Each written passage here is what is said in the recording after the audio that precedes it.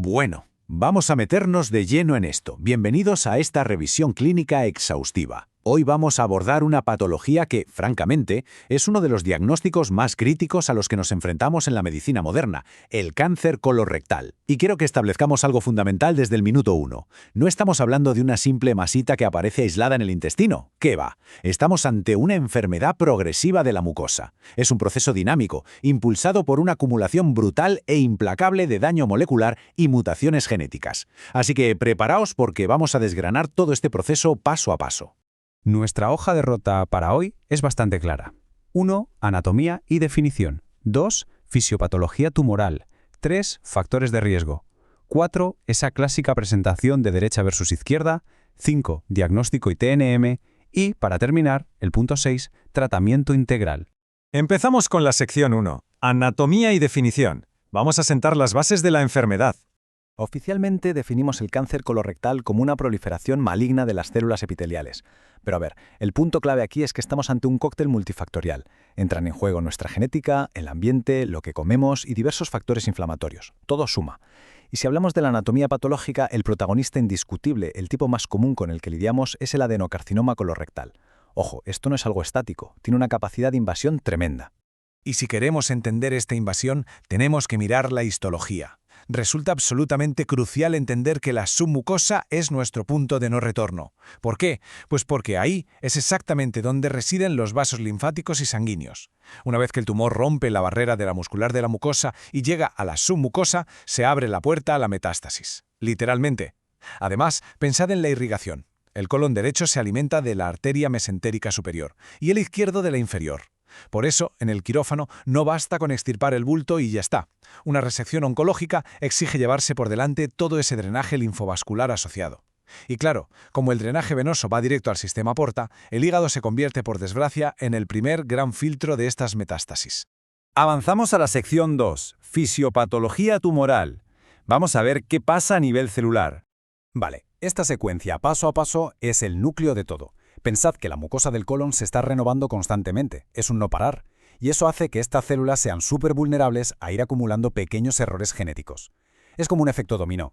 Empezamos con una mucosa normal que sufre un primer fallo, una mutación inicial que forma un pequeño pólipo. A medida que se acumulan más errores, ese pólipo se transforma en un adenoma con displasia, primero de bajo grado, luego de alto grado, hasta que finalmente rompe esa frontera de la submucosa que comentábamos antes y ¡boom! Ya lo podemos considerar un carcinoma invasor. A nivel molecular, lo que pasa aquí es fascinante. Imaginemos que la célula es un coche. En la vía clásica, la mutación del gen KRS es como si pisáramos el acelerador a fondo. La proliferación se descontrola por completo. Pero es que, al mismo tiempo, perdemos el gen TP53, es decir, nos hemos quedado sin frenos. La célula ya no puede autodestruirse cuando detecta un error. Coche acelerado a tope y sin frenos, un desastre seguro. Y bueno, aparte de esta vía clásica, existen otras rutas. Tenemos la inestabilidad de microsatélites, donde fallan, por así decirlo, los mecánicos del ADN, que son los genes de reparación. Y también está la vía serrada, que suele crear lesiones más planas y difíciles de ver en el colon derecho, a menudo con mutaciones en el gen BRAF. Pasamos a la sección 3, factores de riesgo. Hablemos un poco de clínica y epidemiología. Ojo a este dato porque es un auténtico cambio de paradigma y necesita toda nuestra atención. Históricamente siempre hemos dicho que el riesgo se disparaba a partir de los 50, pero la realidad de las últimas décadas nos está mostrando un aumento súper alarmante en personas de menos de 45 años. Esto está cambiando las reglas del juego por completo y obligando a los comités médicos de todo el mundo a adelantar las edades para empezar con los cribados. Por supuesto, tenemos factores esporádicos ligados a nuestro estilo de vida. Un detalle súper importante. La obesidad no es solo tener un exceso de grasa pasivo. Para nada. Ese tejido adiposo crea un entorno metabólico altamente inflamatorio en el cuerpo, que estimula el crecimiento celular.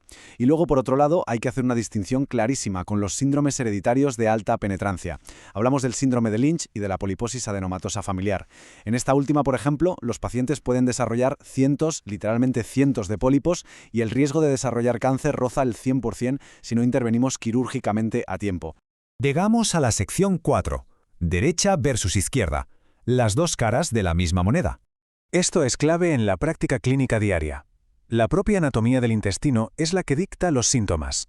Fijaos, en el colon derecho el conducto es más ancho y el contenido es líquido. Esto le da al tumor muchísimo espacio para crecer hacia afuera, de forma exofítica, sin taponar nada. ¿Qué provoca? Un sangrado crónico, silencioso, gota a gota, que acaba en una anemia. En cambio, el colon izquierdo es más estrecho y las heces ya son sólidas. Si un tumor crece ahí, formando un anillo, rápidamente va a causar problemas. Empezaremos a ver cambios en el ritmo intestinal, dolor tipo cólico y, por supuesto, una obstrucción mucho más temprana. De hecho, hay un axioma clínico clásico que deberíamos grabarnos a fuego.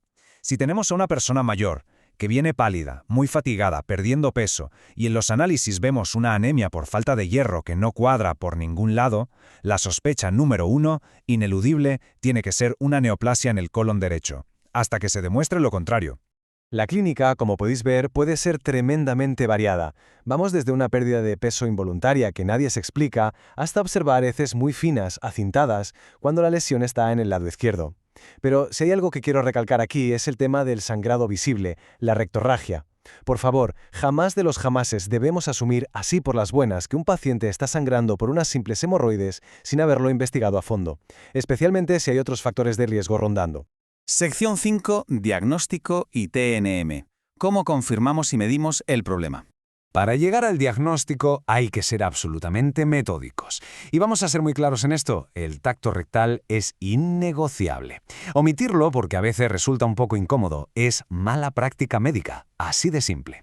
A partir de ahí, la colonoscopía completa con su biopsia correspondiente sigue siendo nuestro estándar de oro indiscutible. Y un apunte rápido sobre el CA, el antígeno carcinoembrionario. Este marcador lo medimos en sangre para tener un nivel de referencia inicial, de base, antes de tratar, y luego para ir vigilando durante el seguimiento. No lo usamos para hacer un cribado a la población, ¿de acuerdo? Y para saber exactamente la gravedad del asunto, usamos el sistema TNM. Es muy lógico. La T evalúa la profundidad del tumor. T1 es que apenas ha tocado la submucosa, pero un T4 significa que ya ha atravesado toda la pared y está tocando el peritoneo u órganos vecinos. La N nos dice si hay ganglios linfáticos afectados. En cuanto esto da positivo, saltamos directamente al estadio 3. Y la M marca si el cáncer ha viajado lejos, las temidas metástasis, lo que nos coloca en el estadio 4. Entender esta tabla es la base fundamental para decidir cómo vamos a tratar al paciente. Y esto nos lleva a la sección final, la 6. Tratamiento, farmacología y, lo más importante de todo, prevención. Como decíamos al principio, la cirugía oncológica no es entrar, dar un corte y salir. Requiere precisión. Hacemos resecciones segmentarias precisas, como hemicolectomías derechas o izquierdas, pero siempre asegurándonos de arrastrar y limpiar bien todos los ganglios linfáticos regionales. En los estadios 1 y 2 solemos ir a por todas con la cirugía como enfoque principal. Pero ojo, si entramos en estadio 3, con ganglios ya positivos, la cirugía necesita refuerzos. Ahí es donde entra la quimioterapia adyuvante para limpiar cualquier resto microscópico. A nivel farmacológico manejamos dos mundos hoy en día. Por un lado, la quimioterapia clásica y por otro, las nuevas terapias dirigidas. Fijaos en cosas tan singulares como el oxaliplatino, un fármaco clásico que provoca una neuropatía periférica inducida por el frío. Es literal, los pacientes tocan un simple vaso de agua fría y sienten un dolor punzante, muy agudo. Por el otro lado, la terapia dirigida es espectacular, es medicina de precisión. Medicamentos como el cetuximab solo funcionan si analizamos el tumor y confirmamos que su gen RAS está intacto, no mutado. Estamos de lleno en la era de la personalización del tratamiento. Seguro que habéis escuchado estas sopas de letras. FOLFOX, FOLFIRI, son los protocolos de batalla habituales. Un detalle de gran relevancia clínica es la leucoborina, que veis ahí en varios esquemas. No es un citotóxico por sí sola, su trabajo es potenciar brutalmente la eficacia del 5-fluoruracilo. Y luego tenemos maravillas como la capecitabina, que funciona como un profármaco oral. El paciente se lo toma en pastillas en su casa y una vez dentro del organismo se transforma en 5-fluoruracilo, una ventaja enorme para la comodidad del paciente. Pero vamos a ser sinceros, la intervención más espectacular es la que ocurre antes de que la enfermedad se desarrolle. El inicio del cribado ha bajado ya a los 45 años para la población general. Es fundamental adelantarnos. Y a nivel diario, tenemos que entender bien cómo funciona nuestra dieta. La fibra dietética actúa en el intestino casi como un escudo protector mecánico. Aumenta el volumen fecal y, al hacerlo, reduce de forma drástica el tiempo que los posibles carcinógenos pasan en contacto con nuestra vulnerable mucosa intestinal. Y para cerrar esta explicación, me gustaría dejaros con una reflexión bastante seria. Teniendo en cuenta que los datos, a nivel global, nos muestran una subida constante de casos en adultos cada vez más jóvenes, ¿cómo vamos a adaptar nuestros protocolos para adelantarnos a esto? La medicina proactiva, adelantarnos a la enfermedad, ya no es simplemente una opción que suene bien, es el único camino real para interceptar estas mutaciones antes de que crucen la línea de la invasión submucosal. Ahí os dejo la pregunta para que le deis una vuelta. Muchísimas gracias por acompañarnos en este análisis.